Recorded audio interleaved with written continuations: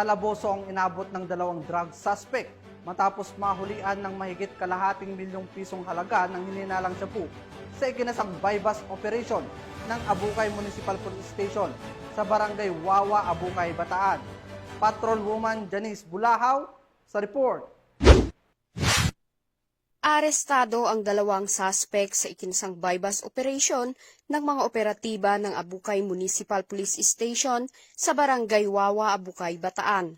Ang operasyon ay pinangunahan ng mga tauhan ng Abukay Municipal Police Station sa ilalim ng pamumuno ni Police Major John Ray A. Kutab, Officer in Charge katuwang ang Philippine Drug Enforcement Agency. Kinilala ang dalawang lalaking suspect na sina alias Mark 37 anyos at residente ng Barangay Wawa, Abukay, Bataan at si alias Jose 64 anyos, residente ng Barangay Kaparangan, Orani, Bataan.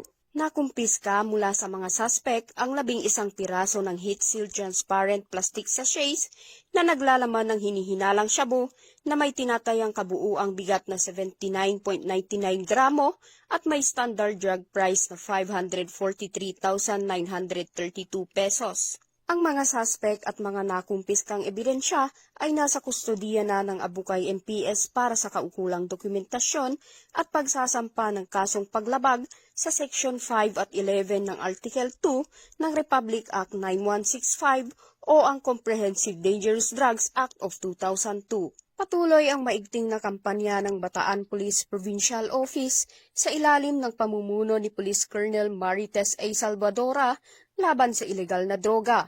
Alinsunod sa direktiba ng PNP Chief Police General Nicolas D. Torre III at ni Police Brigadier General Ponce Rogelio I. Peñones Jr., Regional Director ng Pro-3, upang mapanatili ang kaayusan at kapayapaan sa buong lalawigan ng Bataan. Mula dito sa gitnang Luzon, ako ang inyong PNN correspondent, Patrolwoman Janice Bulahaw, alagad ng batas, tagataguyod ng Balitang Pulis.